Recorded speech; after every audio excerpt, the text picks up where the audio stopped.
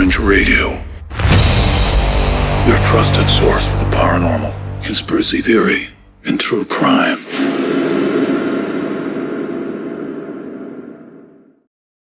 It's time to play a game, but first enjoy this episode of Dark Fringe Radio.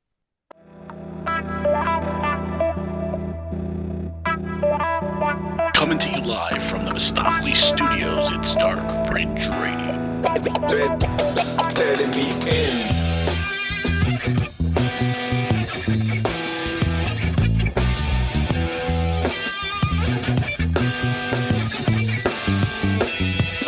And welcome to another edition of Dark Fringe Radio. I am your host, Will Martinez, and thank you for joining us for another episode of DFR.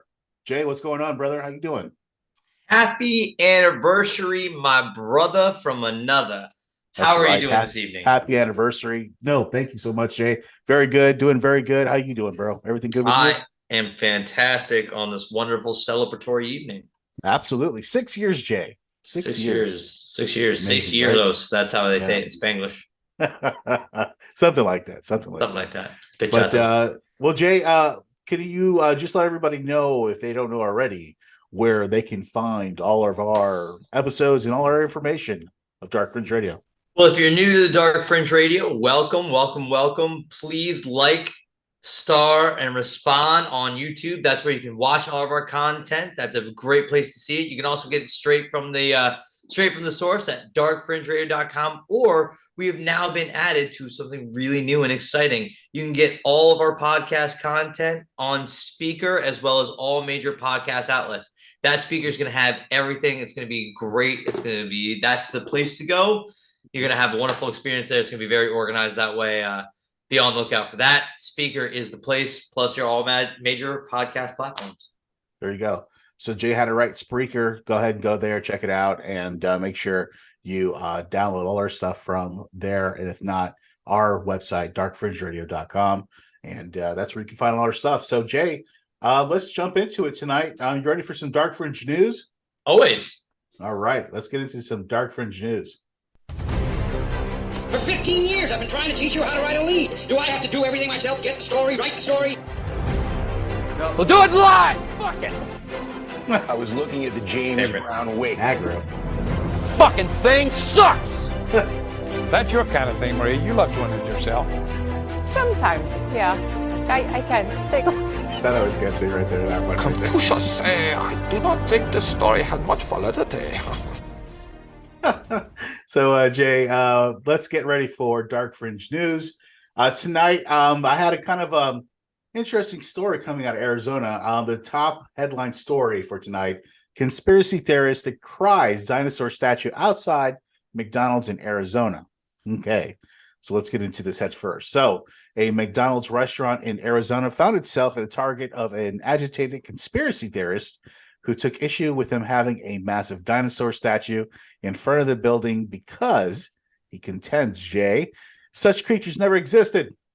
The bizarre dispute reportedly began last month when a man named Josh Brown took to the Facebook group called Christians Against Dinosaurs to express his concern about the huge Tyrannosaurus Rex, which sits outside the establishment in Tucson.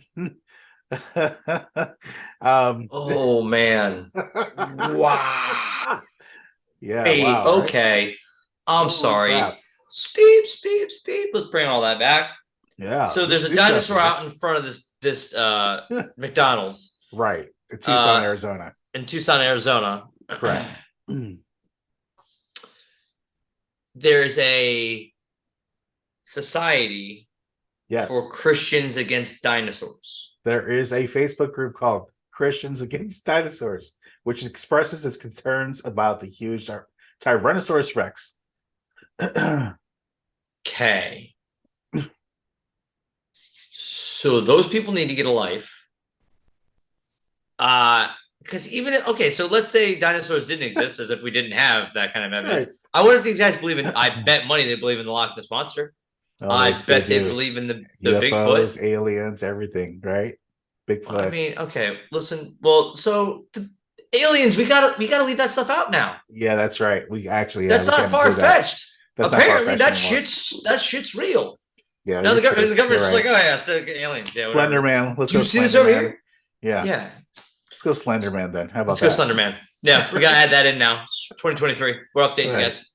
Yeah. So, but you have this group that is against this Tyrannosaurus Rex. It's in front of a McDonald's. Yes. That I'm sorry, isn't the mayor of McDonald's just like a big purple Kush? You would think, right? Well, he Mayor goes on to say, McRobble? right. You would think, but he goes on to say, and he posts, "Please help. This McDonald's has this dinosaur and refuses to remove it," he declared, urging group members to call the manager and demand to be removal of this blasphemy. Brown, it would appear, is a believer in the obscure but still real conspiracy theory that dinosaurs did not exist and that the creatures are actually a creation of the nefarious forces intent on misleading the public about the true history of this planet. Interesting, Jay. While some suspected that the Facebook post was some kind of clever satirical message, it turns out that it was not. The case was a local media outlet tracked down the man behind the post, and he confirmed that it was genuine. So he also goes on to say, Jay, it seems to me that every dinosaur story and display or dinosaur-themed event is furthering the myth that the Earth is much older than the Bible says it is, he explained. The dinosaurs should go unless they're willing to compromise with the plague of some kind, stating that it is a fictional character for their part. No, that's what he says, a fictional character. For their part, McDonald's, at the center of the conspiracy, say that despite Brown's best efforts, they have yet to receive any complaints about the dinosaur statue other than his Facebook post and have no plans to remove it. Yeah. So he's cuckoo cuckoo. I'm all about belief and faith and things of that nature. Although I was telling the story about me getting kicked out of a church youth group just this evening at dinner. So, but come on, man. Even if let's say they weren't real, which they were, but let's say they weren't, which they were. Right. Come, kids, man. Kids like dinosaurs. Leave the kids to dinosaurs. Don't Rex their day. Don't Rex their day. Oh, that's great. Rex their day. Hey, that's yeah, nice. Thanks. Ironically, Jay, it would seem that Brown's post backfired in a really big way for him, as he now claims that it's caused to him to become the target of all manner of online harassment from people who, quote unquote, spew insults and threats. Adding insult to injury, the conspiracy theorist also revealed that he has been ousted from the Facebook group where the whole thing began. So where he started this whole thing, they already kicked him out, suggesting that the administrators of the page did not take too kindly of his form of activism, of course. So, Jay, very interesting story out of Tucson, Arizona. Conspiracy theories go crazy, huh? He went cuckoo, huh? Come on, man. What do you have against dinosaurs? I've heard that conspiracy theory. I completely shot it down, but I would hope so, William. Yeah, I would hope so.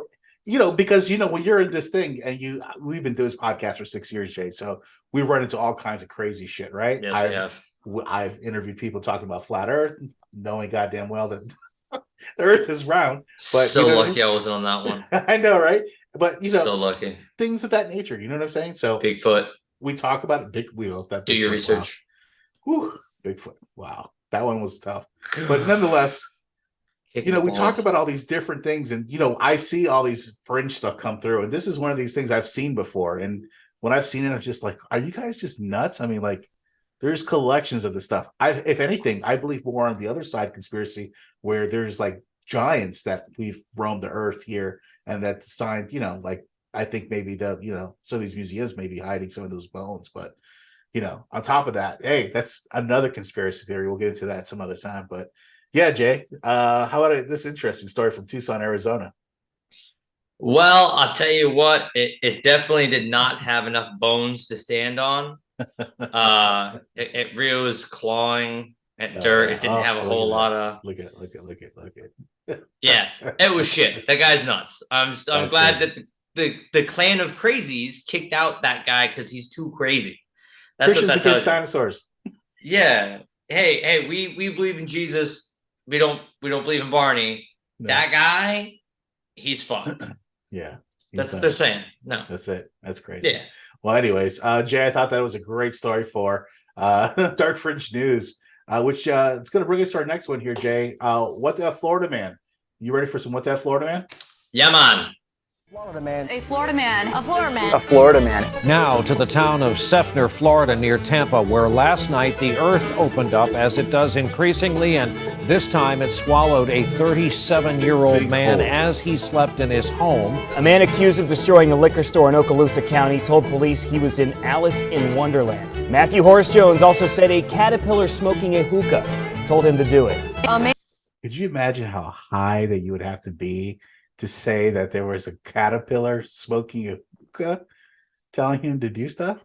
Did I ever tell you, William, that I knew a guy in high school that wrestled in a tournament after dropping 2 tabs of acid? Wow. Let's go on. Allegedly. That's Florida. Man calls 911 while Collier County Sheriff's deputies are chasing him, and he says Donald Trump, our president, is his personal friend, a close one at that. A Lake Worth man is not too happy. He's accused of getting violent when waiters at a restaurant told him they weren't giving away free pizza. Covering Florida this morning, a Key West man is behind bars. Investigators say he was caught with a large amount of cocaine hidden in this Cookie Monster doll. Holy shit, man.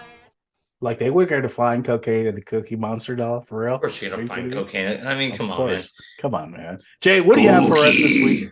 Right, cookie, cocaine. Cookie, cocaine, cocaina. What do you have this week for us for What the Florida man, Jay? Florida mom uses her 3 children, one of whom has autism, to steal merchandise, according to deputies. Oh, no. Nah. Not good. Brevard County. Where it all starts. A lot of these do seem to happen around Brevard, and that's funny. I'm not trying to shit on Brevard. This does just happen to be a thing. And that's just Brevard. It just happened to Brevard. So a Florida woman was arrested after using her 3 children, one of whom has autism, to steal merchandise from a local Walmart, deputies say. Oh, no. Katrina Latoya Singleton, 37, is facing charges of child neglect without bodily harm, causing a child to commit an act of delinquency through intimidation, petty theft, breaking, and entering. Wow. Right. Explain this story. Sounds like there's a lot of going on in this story. You don't get all those charges for nothing, Jay. Come on. Let's hear this. It gets good. It gets good, right? According to deputies, this. Singleton took her 3 children to the Walmart in Viera, Florida, to steal merchandise. Surveillance footage shows Singleton directing her kids to steal merchandise in shopping carts for the men's, women's, and children's apparel sections. Wow. They said her 10-year-old child who has autism was heading out with the shopping cart when they stopped her at the door. The deputies said a few minutes later, the child came out of the store to tell her mother that they had stopped her. The children were calling for the mother. They were going outside as deputies. The children were there with the deputies looking at the mom. And the mom, instead of going to deputies, what did she do? She left. Oh, of course. Wow. So she just left the kids there by just abandoned them. Left them with the deputies, just in her car.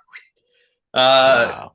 And a arrest warrant was issued for Singleton, where she was shortly arrested after and taken to jail only on $8,000 bail. You taught that's your nothing. kids That's $800 really, because that's all you have to nothing. pay is 10%. Nothing. Ask me how I know that, but yeah, that's nothing. We all have a pass, William. I do. We all have a pass. We all have a pass. Yeah. Yeah. But what a crazy story. My past. Coming back. You can't do that to me in my old age, man. It give me a heart attack. Okay. I gotta take some one of those. What do they gotta call it? What pill is it? I forgot. A nitroglycerin pill? Nitroglycerin. There you go. A nitro pill, yeah, like the ones that Carol Shelby drove with. He won Le Mans or something like that with one under his tongue. Yeah. Crazy motherfucker. Yeah, exactly. Yeah. What a great story. Mother of the year takes the 3 kids, one who is autistic, tells them how to steal, and then when they get caught and they go, "Hey, that's our mom," she's like, "I don't know you." So what do you think in this situation? Do you think this situation, thank God for the kids? I mean, thank God that nothing happened to anybody, first off, serious, number one. And then number 2, thank God this situation kind of happened, because now these kids are not going to be under this fucking, whatever they were under. You know what I mean? I hope with the mom. I hope so. I hope so. I hope so. Yeah, man. That's the downside, right? We do live in the wild, wild west here in Florida, and of course, sometimes those systems and those fail-safes fail the children. And that's really what I personally find to be sad. So absolutely, I think the situation 100%. is screwed. I hope those kids get placed in some kind of a care that isn't state. I hope they go to some kind of a good foster home with people who actually care about them. Absolutely. I fear for the actual outcomes of what it would be, but it could be worse than their mom teaching them how to steal. So I guess there's that. Oh, gotcha. Yeah, just putting them in danger constantly is just not good. But wow, just another example of just the craziness here in Florida. Brevard County, Jay, you said? Brevard County, as always. Brevard. Yeah, as always. Yeah. Well, Jay, thanks for that wonderful uplifting story from Brevard County, Florida. For what the F Florida woman. So this week. So not man, but woman. So it works. Yeah. So anyways, Jay, thank you again. Appreciate that. And that brings us to our main topic for tonight. We're going to be talking about the legends and lore of Australia. Just hang on and we'll be right back with some more Dark Fringe Radio.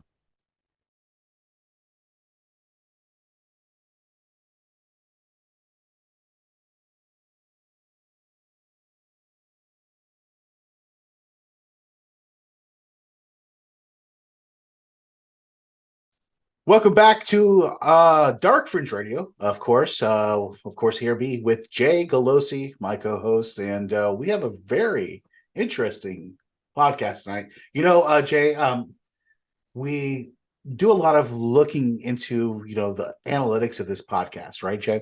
And, I look into who's listening, where are they listening from? Great question, right?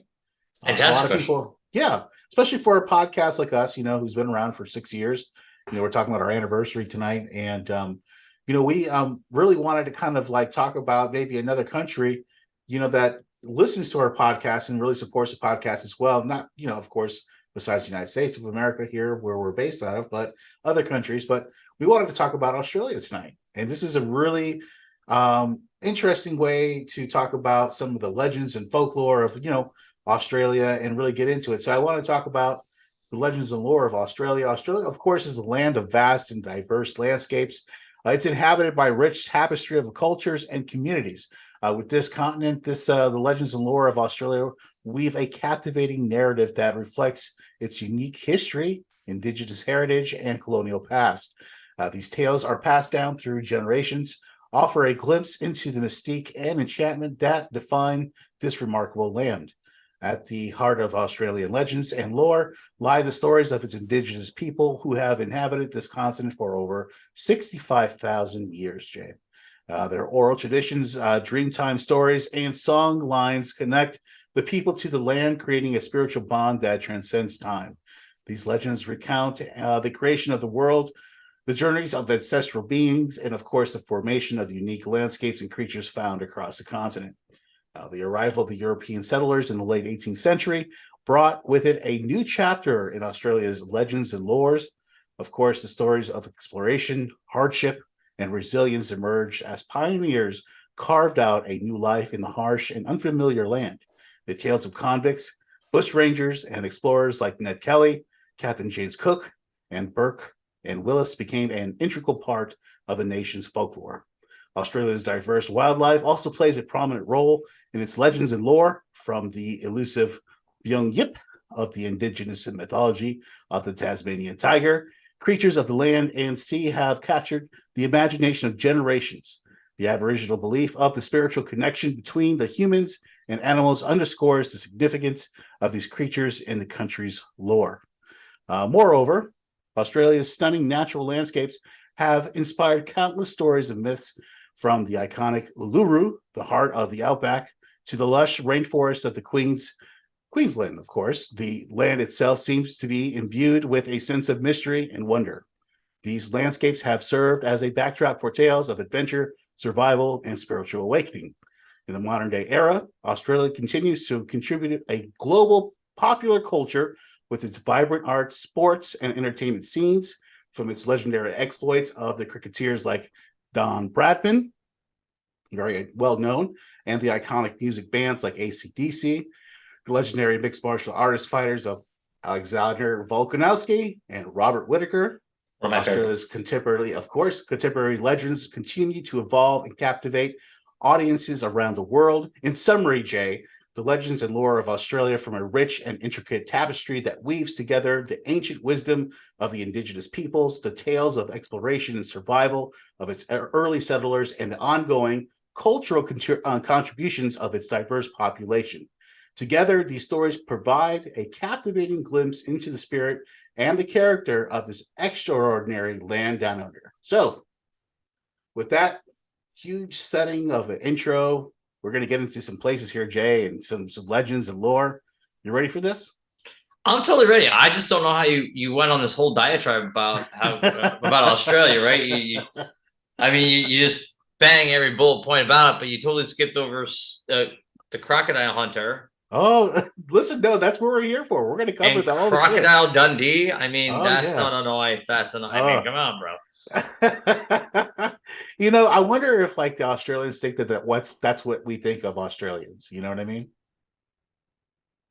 Well, I mean, do you think of Australians that way? I don't think of them that way. I don't. Yeah, but unfortunately, I'm considered one of the more educated one of us. That's not saying much. Okay, it's really not. It's not exactly standing on the shoulders of giants here. It's sad because I've actually recently did some research or heard some stories about the kind of story that, because that was kind of based off a somewhat similar kind of a story, but it wasn't quite so palatable for the American sensibilities. So they added a really hot blonde and maybe Paul Hogan, Yeah. Paul Hogan, yes. who's loved it. How can you not love that guy? Yeah. So, anyways, but it's a really brutal story that kind of underlays, and that's a really brutal landscape. I mean, everything there tries to kill you. The duck-billed platypus. The duck-billed. This is when I realized I never ever want to go to Australia. I love you. I can't thank you guys for being followers. I hats off to you, Volkanovski, my numero uno. I can't go there because everything there tries to kill you. The duck-billed platypus, one of the most cuddly, cute little creatures made from a mixture of fruit salad left over on God's chef's table. Did you know that, like, pound for pound, it's one of the most venomous animals on the planet? Oh yeah. They will mess you up. There's a lot of venomous creatures in Australia. Like, things will fuck you up there really, really bad. And really I have like the severe arachnophobia, and I'm pretty sure their small spider is bigger than my hand. I'm out. I'm out. You know, wolf spider, I think they call it. Yeah, I think they have that. I believe so. I'm out. Yeah. Cut it out. I'm good. I'm good. But we're going to get into all these things here, Jay. Talk about Australia. Again, we want to thank the people of Australia, especially Adelaide, and Perth. That's where we really get a lot of listeners from, and really appreciate it. Thank you so much.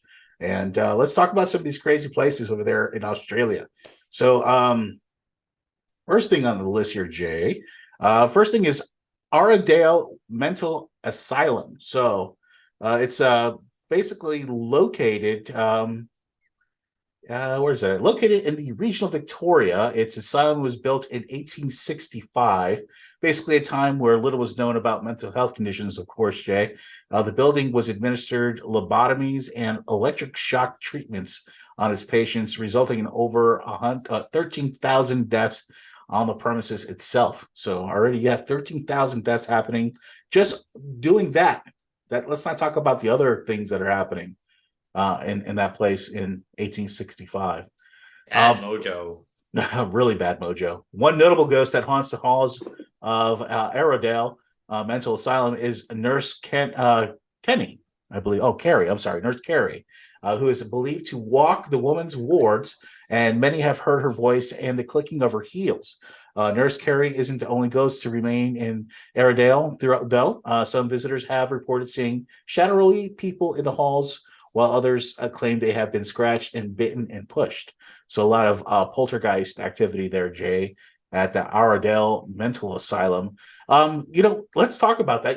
It's kind of cool because, not cool because people got bit and scratched, but when we talk about these mental asylums, we have the ones here as well. The very popular ones we have, Trans-Allegheny Mental Asylum and, these other ones. And so, it kind of runs the same kind of course no matter where you go, right? Around the world. You have mental asylum, you have bad, you have bad residual energy that's sat there for so many years and, just imprinted itself.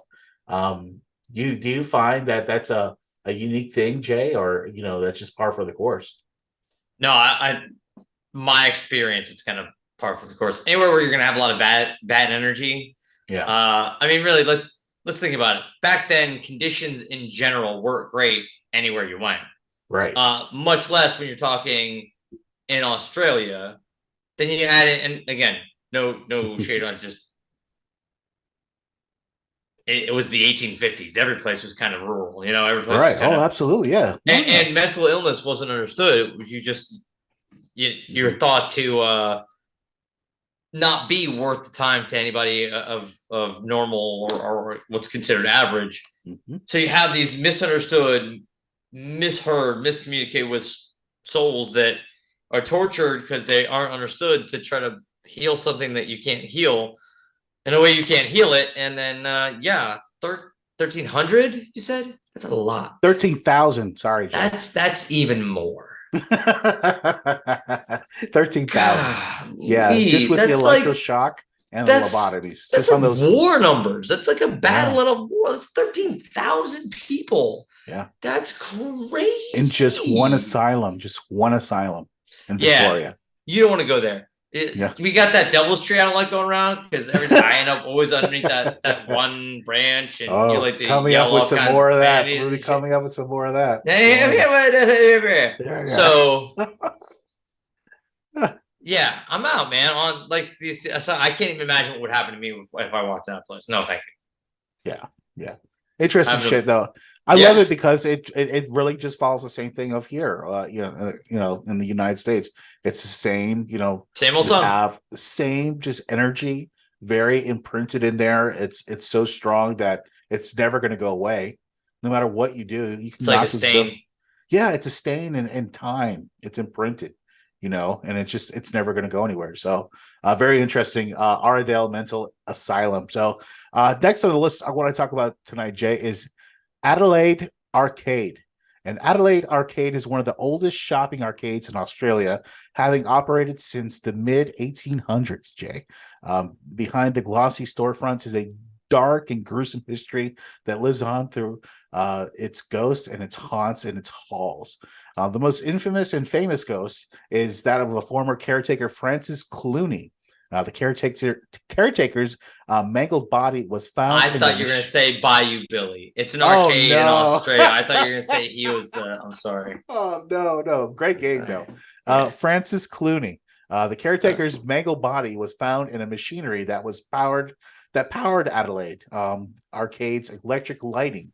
And though it was presumed his death was accidental, there are rumors that he was murdered. Clooney's ghost is apparently around to this day.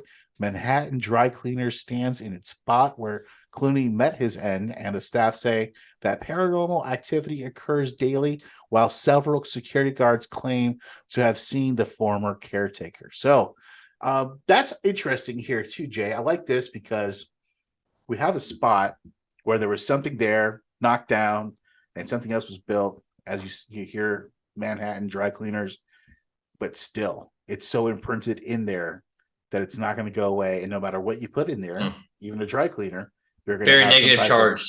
Oh yeah. It's amazing, huh?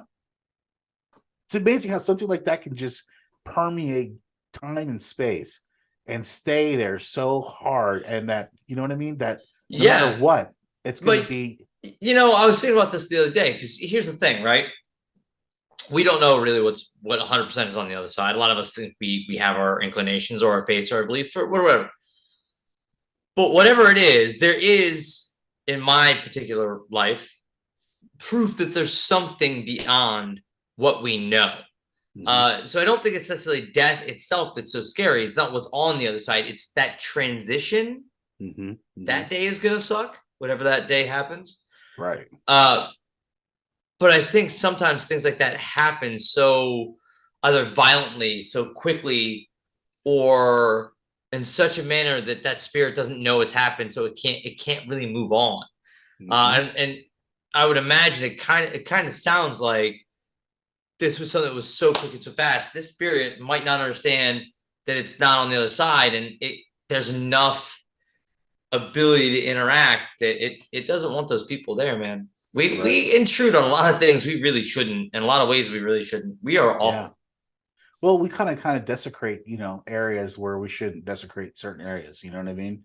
Especially when certain people, when people have, maybe had a very traumatic passing, and so I know it's hard for people to, people who own property and the commercial owners, commercial, building owners of the world. And, it's just, whatever, it's just space, whatever. Yeah, it's just space, but you don't know what you're doing. You're messing with something that you should. Space, man. Yeah, it's not, It's not. But for them, it is. For them, it is. It's money, so it's just space. I guess. So the next one on the list here, Jay, number 3, is the Australian bunyip, the Wemba Wemba region in Victoria. It's first acknowledged by the Aboriginal peoples in stories of the Dreamtime, tens of thousands of years ago. Sightings of the bunyip were also documented by the English settlers in the 1800s. Over time, descriptions of the legendary bunyip have taken many forms, from mythical beast to nocturnal amphibian that lurks in the swamps, billabongs, and riverbeds. According to Australian Aboriginal religion and mythology, the word bunyip was originated by the Wemba Wemba people of Victoria and is roughly translated to scary monster or an evil spirit. The water-dwelling creature, water babies, is allegedly a sea monster that feasts on humans who cries can be heard in the outback waters come nightfall. Here we go, Jay. That's what I'm talking about. Nowadays, scientists investigators believe that the bunyip could now extinct a giant wombat known as the Diptotogan and lurked in the inland waters 20,000 years ago, and the haunting sounds perhaps come from the bittern marsh birds, but they don't know. Others believe that it may just be a case of mistaken identity from the European settlers, who at the time also found kangaroos to be quite mystical in their own right. It's kind of true. I mean, if you think about it, if you go to a land and all of a sudden you see kangaroo, there's nowhere else you ever fucking see a kangaroo except for Australia. You're like, holy shit, what the fuck is that? Really? Seriously? I mean, really, right? Could you imagine like Dark Ages or something really bad coming across something like that? You would think it was like a fucking dragon or a unicorn. Yeah. It is a ginormous rat that jumps on 2 feet and will box the shit out of you. Oh, let's talk about that too, Jay. Have you seen these videos of these people in Australia? All of a sudden they go outside in their front yard and there's 2 fucking kangaroos just whipping the shit out of each other? Yes. Yeah. Again, everything in Australia wants to kill you. Yeah. It's like, that's crazy. I mean, we have shit here that'll kill you. Like, okay, here in Florida, we have gators. Sure. We have we have crocodiles too. Crocodiles, we have snakes, pythons, all kinds of things to worry about. A lot of crazy shit. But not like Australia. Not like Australia. Not like Australia is on a different level, Jay. Not like Australia. Yeah, it's just crazy. It's all so, bro. Nowadays, the scientists and investigators believe that the bunyip could now be be the extinct giant wombat known as, again, like I said, Diptoplodon, that lurked in inland waters 20,000 years ago, and the haunting sounds perhaps coming from marsh birds. But the debate rages on. The mystery of the creature of the Dark Lagoon has become a central part of Australian culture, featuring in art, music, film, and television, books, and tours. So where you can find the bunyip supposedly is the Wemba Wemba region that lies between the Swan Hill and Ukia, just an hour from the RACV Kilburn Resort. So and you too can buy tickets to go and see it just for $15.99. You gonna go, Jay? No, go check it out. No. Okay. First off, one, that would take me going to Australia. We've already proven I'm not going to Australia because the spiders alone enough. The And you know what, Jay? You're no better in the ocean either. You know that? Yeah. Why we go? Yeah. You know the sharks jump out of the water over there? I do. They have jellyfish over there, right? The last time I went on vacation, was the first time I've ever been chased by jellyfish. They were actively trying to surround us. It was crazy. Yeah. And it really was like Finding Nemo. It was like all of a sudden they were all around us. What are you doing? You had to kind of find your way out. Yeah, seriously. You're not from around here, kid, are you? It was like a landmine, bro. It was crazy. So they're box jellyfish that will kill you. They're huge. No, I'm out. I'm out. It's crazy. I'm out. Well, Jay, let's move on. Number 4, the Young and Jackson Hotel. Melbourne's Young and Jackson Hotel started trading in the mid-1800s and still operates today as a result of its vast history, and no surprise that the building has resident ghosts. Several people have reported seeing apparition of a woman standing against a light post near the hotel. At first, she appears to be a beautiful woman, but as you get closer, of course, you see that her throat has been slashed from ear to ear, Jay.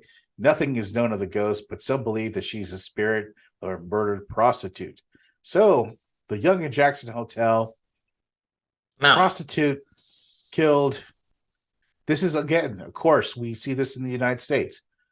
We see this in some of the very older, western part of the United States, where they had prostitution and, where it was readily available there, of course. And, you have these people that were murdered, unfortunately. These women that were very murdered. hard life, though, to be a prostitute back in those days. And you had to put up with a lot of things. And, it's an awful life. And you're going to go out and, again, it's just another story where you got this residual energy, this negative energy that's gone out in a way that it certainly didn't deserve, that it can't understand. So that means it can't move on. And we don't understand it because a lot of times we're so suspect of it. Because how could it be real? Because we can't understand it if we can't touch it. Right. And it makes it hard to occupy the same space. It's just like, all the animals coming inwards towards this. Coyotes all over my neighborhood all of a sudden. That's great. Yeah, Wonderful. exactly. Yeah. It's the same kind of thing. Oh, yeah. We live in a motherfucking swamp. There's all kinds of shit like that around here. Yeah. Exactly. People don't realize that kind of thing. If you're anywhere where there used to be prostitutes, chances are there's a dead prostitute ghost there. I'll tell you. Oh, 100%. 100%. Well, Jay, that brings us to number 5, the Otways Panther in Lorne, Victoria. The jury's still out on the existence of the famed Otways Panther. There has been alleged sightings of the elusive big cat scurrying its way through the Otways ranges where the bush meets the beach off Victoria's Great Ocean Road. Supposed sightings of the Black Panthers in the bush have been documented, since the 1830s, ranging from the rumors of big cats, of course, in the bush by Eastern migrants, to sworn testimonies and videos taken in recent years. All given the legendary creature a similar description, that of a large black four-legged creature similar to the panther. Some explanations have been historical exotic animal trades or an evolutionary trail of feral cats in the area, while others have suggested that they have come from traveling circuses or visiting soldiers from years ago. Similar explanations have been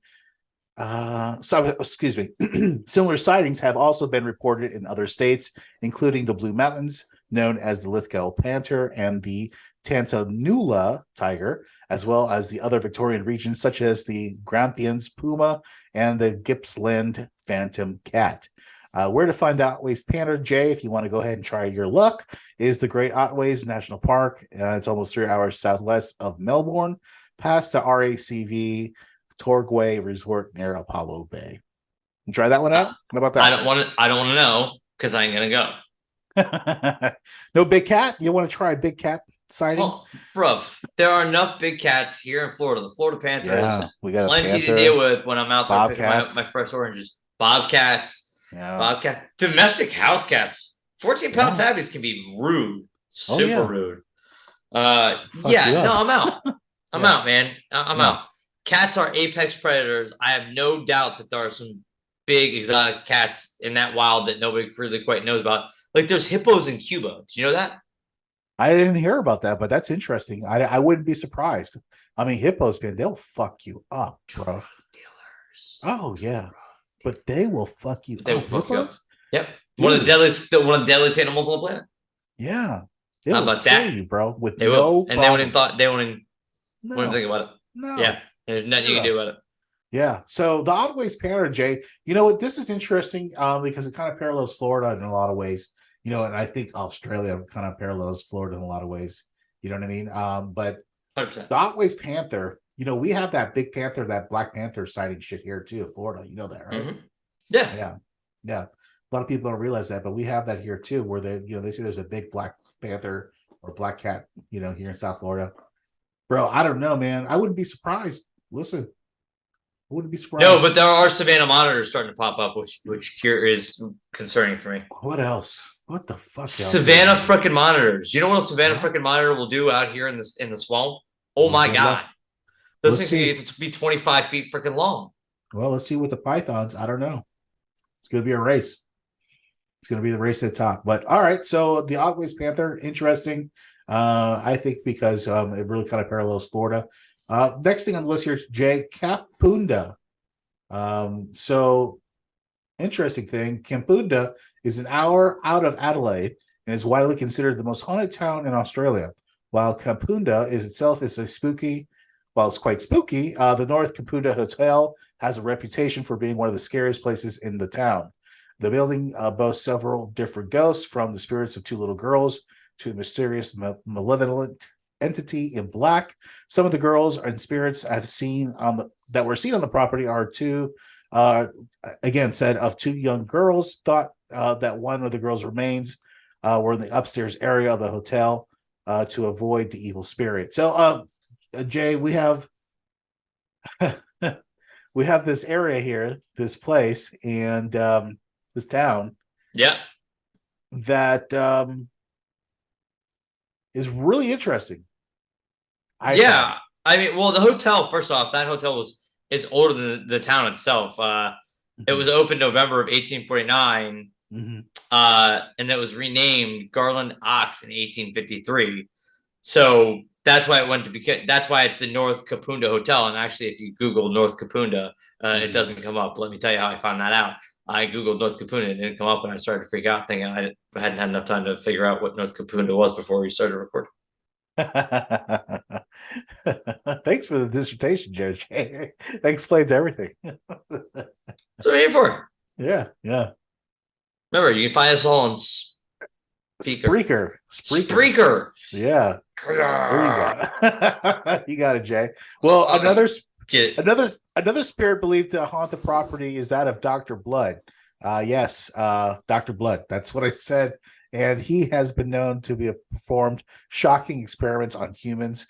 Finally, the man in the black is another spirit frequently spotted in the hotel. He's also said to dress entirely in black and sport a white brimmed hat.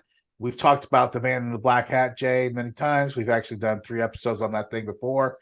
I've seen it. That was one of my first, paranormal experiences as a kid. That was actually my second, but that's a whole nother episode. Check that out. You can go to our website, darkfringeradio.com. He's a misogynistic side with a spirit terrifying the female ghost and attacking the hotel's female visitors. So we have this malevolent ghost here, Jay, just attacking women. Doesn't sound very malevolent. I mean, just kind of saying, right? Yeah. Jay. Very nice. I mean, not very polite. What is going on, man? Like, why would you want to stay at a hotel where you know the women are going to be just harassed? You know? I wouldn't. I think we've made it very clear. I can't double leg take down a ghost, so I wasn't a part of it. Okay. Can't sprawl on a poltergeist. Just doesn't really work. So for me, I'd be out. Right. But then you have these people, and I don't judge. Okay. Yeah. But you have these people, where most people have brains, they have tapioca, And they say, let me go stay somewhere that's haunted and I could die because that would be exciting. We'll double our followers, Jay. If I take L. I'm just saying. Just keep the spirit alive. Keep the podcast going, Jay. Please. Well, hey, no. Listen. Again, I believe there's stuff on the other side. Yeah. I believe it's very interesting what's on the other side. I'd like to find out personally before I have to take that trip. But that being said, don't we also talk about, me not wanting to court those kind of things? Yeah. No, isn't that kind of my whole, I'm just saying. I get you. There's no real need to go out to a haunted site and, I don't know, verbally accost a spirit of a police officer who brutally raped or murdered some girls. I'm just saying. That guy was clearly a piece of shit when he was alive. Now he's on the other side. He's clearly a piece of shit still. So, my point Not being... afraid either way being alive or dead. Well, I'm just saying. I'm quoting one of my favorite 80s movies, Alive or Dead, you're coming with me. Yeah, alive or dead, you're coming with me. Yeah. I was the governor of California. Yeah, that was RoboCop. That was RoboCop, bro. That's Alive right. or Dead, you're coming with me. Yeah. All I could ever think of that movie is him shooting through the chick's dress into the guy's ball sack. I was like, that's kind of uncalled for. That's awesome. That's uncalled for. Good on him. Good on him. Good shot. Headshot. Yeah, exactly. Oh, wrong head. All right. So number 7, Jay, we're going to be talking about the Yara Ma Yahoo and the Australian. I'm sorry, we're going to the Yara Ma Yahoo. So it's known as a vampire, goblin, frog, mutant, mini donkey man. Wow. Let's go back. Rewind. A vampire, goblin, frog, mutant, mini monkey man. Wrap your mind around that. So, pretty sure I was in school with that guy. This cryptid creature is also known as the outback vampire. He's been told in the Australian Aboriginal mystery or mythology since the Dreamtime. The Yara Ma Yahoo is said to be a tiny red man with a large head and no teeth, resembling that of a small monkey man or mini monster that drops from the fig trees. That's great. And uses suckers on its ends and of its hands to devour human flesh. That's wonderful.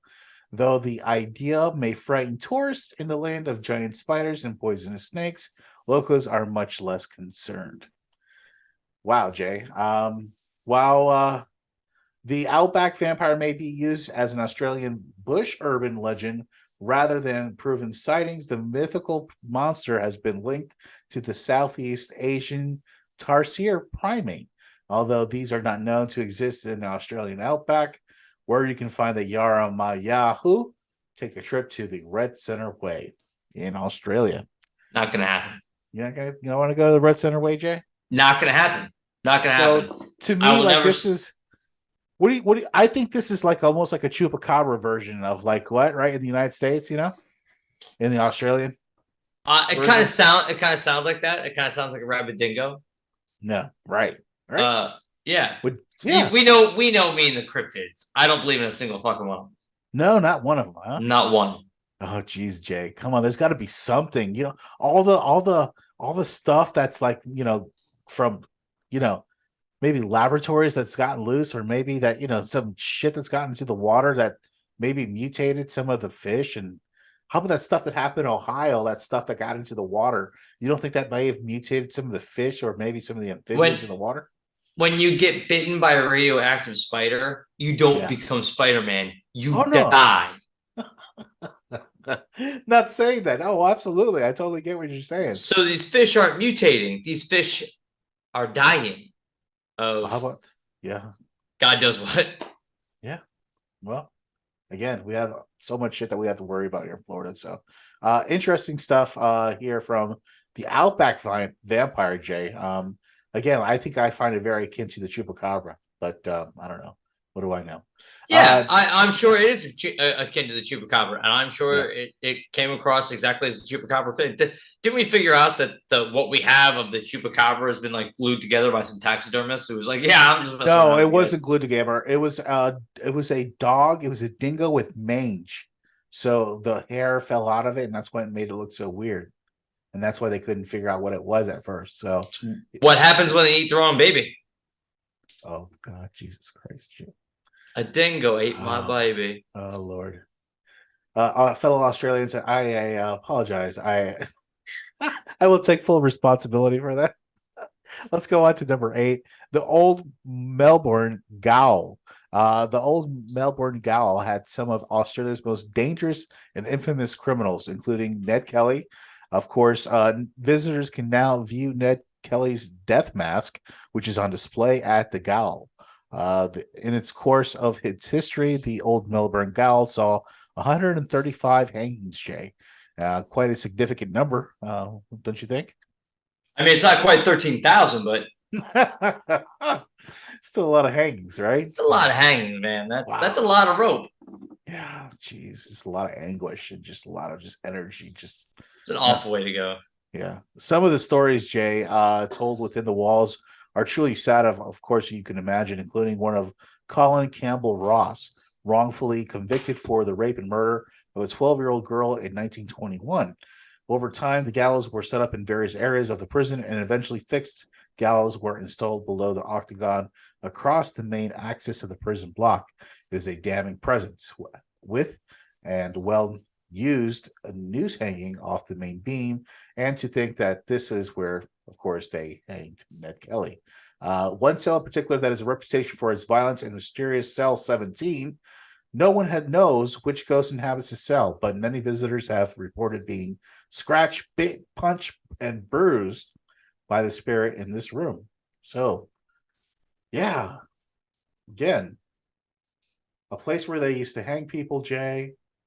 They saw over 135 hangings in its time. That's a lot. And that Ned Kelly was a bad person, man. Yes. He was a deranged mofo. That story, I came across that story. Wasn't that crazy, right? Yeah. So anytime you have somebody who has that kind of personal outlook or a lack of moral, anytime you have something that's just that awful, right? That shit's gonna hang around. Just like when we went to the Devil's Tree, we there was definitely something. We have something did communicate something with us. Following me. Something did communicate through us through it electronic voice phenomena. It did. So yeah, anytime you have something that negative, it just goes to show you that energy doesn't dissipate quite the way we think it does, and negative energy has a way of sticking around a little bit longer. It's just like kind of tar, man. It just kind of sticks to it. Yeah, it's like unbelievable. Like you just don't understand why it just sticks so hard, but it does, because just the anguish, I guess, the energy of the time when that person passed on. You know what I mean? It's just suspended in time. But all right, Jay, let's go to number 9, the Yowie in New South Wales in Queensland. This is an interesting one because the Yowie, of course, no, not the chocolate kind. The Yowie, of course, is first realized in the Aboriginal Australian mythology and sometimes referred as to the Yahoo, the hairy man, or the Pangaka. I'm sorry. Hey, family show. All right. So the hairy man or the Pangkarlengu, and it's Australia's answer to the Bigfoot. Basically, perhaps its long-lost cousin. The creature has alleged sightings since the 1700s. While all describe the same sort of beast, a cross between a gorilla and a human, the overly tailed, muscular movement, covered in hair like of an ape. Similar sightings are alleged around the world, of course, the Bigfoot or Sasquatch in North America here, and the abominable snowman, the Yeti in the Himalayas, or the Yeren in China, where there have been sworn sightings. The creature itself has been lending its name to the confectionery and films. Dedicated Yowie hunters are still on the search for definitive proof of the urban legend's existence. The Yowie has ever been honored by its own statue in the state of Queensland. despite no scientific acknowledgement of the Byron's Bigfoot beast. While depicted sites of the tours to record Yowie sightings, maybe the legendary hairy man will finally stop hiding. Where to find the Yowie? You head to the Yowie tour for your base in Byron Bay. So you go to Byron Bay and find the Yowie tour and go some Bigfoot hunting here, Jay, in Australia. What do you think about it? I know you don't like Bigfoot, but come on, Jay. Well, first off, do your own research. Here we go. Okay. Second off, if I was going to go hunting for Bigfoot, I wouldn't do it on Australia. I would do it here. I would pay the $20,000 and I'd go do it with Jose Canseco. Because I know I'm not going to find that. It's not going to happen for a podcast. But that would be so much fun. Like, that guy is so crazy. That would be a great time. What an episode for a podcast, no? Wouldn't it, though? But it costs $20,000, so. Yeah. Let's get a fund going, Jay. Go fund us, please. Go fund us, yeah. Send us out to the wilderness to go look for Bigfoot with Bigfoot hunting with Jose Canseco. 20,000. Let's do it. As long as it's got to be him and not his brother. Yeah. Oh no, I'm not doing Ozzy. No Ozzy. All right, Jay. Number 10, the Princess Theatre, Jay. It's one of the most famous landmarks in Melbourne, having hosted several vibrant performances over the years. The legend has its favorite opera singer has been giving its final bows on stage at the Princess Theatre minutes after he died. So, Jay, I know you know a lot about this too as well. Talk to us about the Princess Theatre. So the Princess Theatre actually is a really interesting topic. So this theater, one of the oldest theaters in all of Australia. It goes all the way back to goes all the way back to 1854. It seats 1,452 people. So not a big theater, but very intimate. And it has a very old European style. Yeah. As this amphitheater has gone on to host many shows, it actually has had quite a bit of hauntings. There's actually a literal list of hauntings and ghost sightings. The one I found to be most interesting, though, was the one of Frederick Ferducci. He's probably been the most prominent of the ghost sightings. Back in March 3rd of 1888, and this is one of the reasons why I found this to be so interesting, was he was performing as if he was going down to hell. He was playing Mephistopheles, one of the devils. Also, Mephistopheles Studios. That's right. Yeah. Weird, huh? I found it to be interesting. Yeah, that's what I found it to be a little strange. Coincidence? I think probably. Absolutely not. As he was descending down for his final call, he had a heart attack to never return back to the stage ever again. That is some symbolic shit. Yeah, so for many years, they've seen his body, or not his body, excuse me, they've seen his apparition on stage, goes to the basement. He's also been known to mess with all the third row seats. Yeah, crazy. I mean, you have this guy who is pouring his heart out, in this play. Yeah. This very obviously intimate area of, a very small group of people. And of course, you're playing a very weird role. You're playing a demon or one of the devils of hell. And they have a heart attack while descending.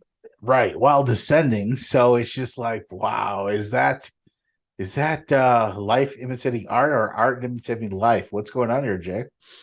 I mean, again, it is definitely a scary kind of a coincidence to happen. And it can leave such an indelible mark that even though it was created something to be fictional and be theater, it has left an actual permanent mark. It's just like something doesn't come into existence until somebody thinks of it. Yeah. Right? Yeah. So this thing didn't exist, but as that situation was happening, you have this perfect storm where this guy ends up having a heart attack while descending, playing a demon from hell, heading down to Mephistopheles, and just it's crazy. Yeah. It's symbolic in a way that you often don't get. Yeah, you don't get, and then again, you have this guy doing what he loved doing, and he died doing what he loved doing, which is performing, obviously. And whether you believe in ghosts or not, you have, the number of people who all claim to have heard or felt something or seen something, particularly when, quite well known. It's, it makes it hard to challenge, the veracity of some of these claims because, people have died there. You know what I mean? And then when, you go there and you start feeling something, it's like, how can you deny something like that? You know what I mean? It's hard to deny a lot of that. Yeah. Well, yes and no, right? It's just like anything else. We're talking about energy, and energy travels, more through things that are conductive. Like I was trying to, I had 2 little kids I was working with, and a thunderstorm rolled on us in the afternoon. And I had them sit in my car as we were waiting for kind of a thunderstorm to go by. Yeah. And they were nervous because the lightning. I was telling them how rubber dissipates the lightning, but it's kind of the same thing, right? You have these people who are like rubber to the lightning. They are so shut off from it. They're so skeptical to it. They just can't wrap their mind around it. So because they're so blind to it, so cold to it, they can't perceive it. It comes to those who are a little more apt to it, a little more sensitive, a little more in that vibration, if you will, as hippie as that sounds. And God, I hate you for fucking pointing that out. Hey, man, I'm just passing along knowledge, brother. That's all.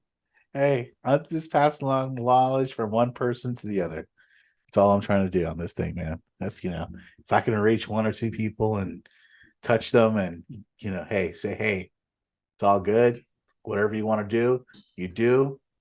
Just don't do bad stuff to people. Be a gentleman, be a woman, be nice, be an upstanding citizen, but do right by people, and then good things are going to happen to you, because that stuff comes back to you.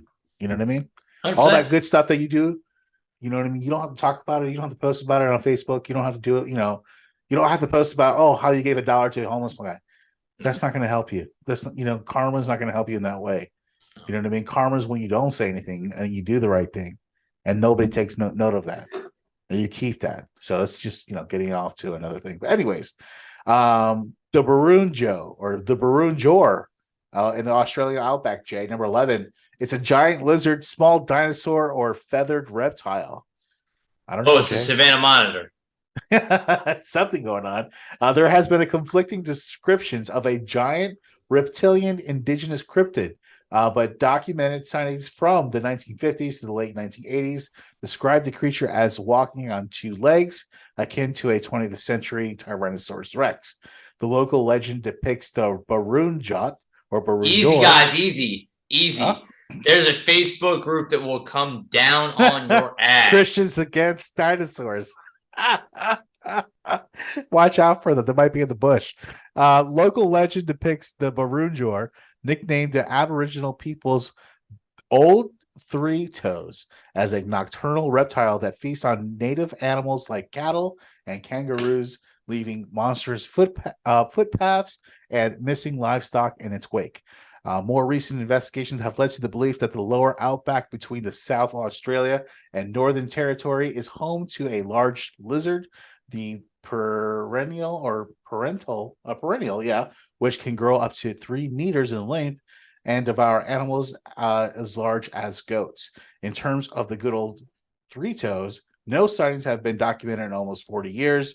Has Baroon Jor gone extinct, or has it ever existed, or was it one of those many dinosaurs said to have been found among Australian fossil footprints? So, where you can find the Baroon Jor, you go to the Gone, which takes you the exploratory journey to Darwin, to Adelaide, the BYO paleontology path kit. So, yeah, the Baroon Jor, Jay, kind of like almost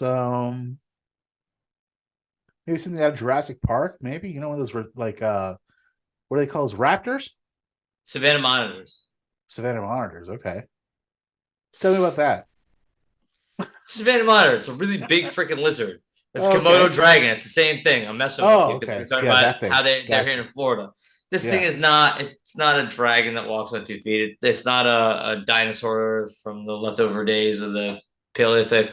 It doesn't walk on 2 feet. Old 3 toes. I like how we call it old 3 toes, though. That does give a little kind of zest to good old 3 toes. Yeah. Yeah. I was thinking of like a raptor, like one of those raptors, because it has 3 toes, right? Remember? Yeah. No. Yeah. No. Okay. No. It's not a raptor. It's not a dinosaur. It's a really big lizard. Right. Those really big lizards lizards can mess here. some things.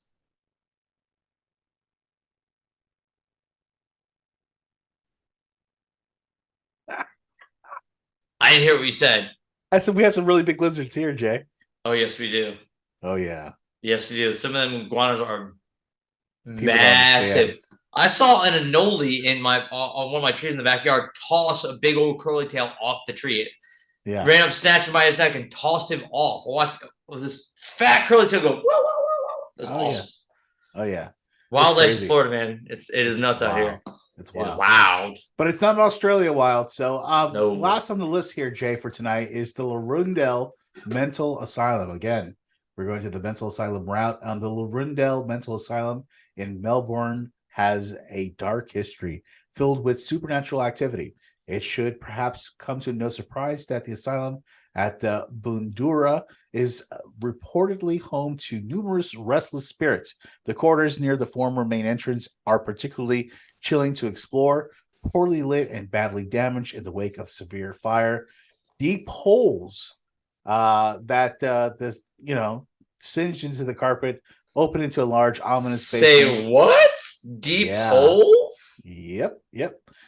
Visitors have reported loud crashes and bangs echoing down the corridors of the asylum, along the strong, unpleasant smells, and even occasionally the sounds of laughter or children crying. Perhaps the more reported presence, however, is that of a young girl who perished in one of the third-floor wards. This young teen had been increasingly attached to her music box towards the end, and its melody often filling the halls of the asylum. Supposedly, it still plays to this day, and since the site's closure, many claim that they have heard the delicate music drifting through the corridors. Lurundale by night, while others have described encounters with the girl herself, who usually appears in a nightdress, clutching the box in one hand. Some have discredited the haunted asylum theory on the grounds that the old building is naturally prone to creaks and groans. That sounds so typical. Sounds which have oft been mistaken for human utterances. Meanwhile, others report that the students at the nearby campus of La Trobe University have been known to recreate the sounds of a music box using loudspeakers in an attempt to deter looters and vex ghost hunters. Interesting, huh? And I got away with it too if it wasn't for those darn kids. It does kind of sound Scooby-Doo-ish at the end, doesn't it? It does, right? Yeah, it does. Well, we thought it was this ghost with a music box. Turns out it's just some teenagers with their iPads. Maybe it is. No, I believe that she's there. And as heartbreaking a story as that is that not like the shit of nightmares? Is not like a girl walking down and the ghost of a girl walking down the corridor of a former mental asylum. Yep. With a music box is playing a soft melody. I am out. Yeah, it doesn't get any creepier than that. So, Lurundale Mental Asylum, Jay. So that brings a good end for tonight, I think, Jay, on wrapping up on some of the legends and lore of Australia. I think I found very interesting. A lot of stuff very similar to what we believe here in the United States. Yeah, it's really big Florida. Yeah, really, in a way, it is, right? Yeah. All the stuff that is known there is kind of very common to what we know here in Florida. Not very unsimilar. So it's very similar, and we find that refreshing that there is another place on the earth that is very similar to what we have here in Florida. But it's the heat. Yes. Well, again, Jay, I want to thank you for another edition of Dark Fringe Radio, and I wanted to remind everybody where they can find our podcast. You can go to our website, darkfringeradio.com, and of course, Spreaker, and check us out there as well. And make sure you subscribe, and make sure you let everybody know about our podcast, darkfringeradio.com. Again, support us on all social media outlets, Facebook, Instagram, and X, formerly known as Twitter. And that's it, Jay. Anything else for tonight before we say goodbye? Remember, everybody, try to be kind to those around you. You don't know what they're going through.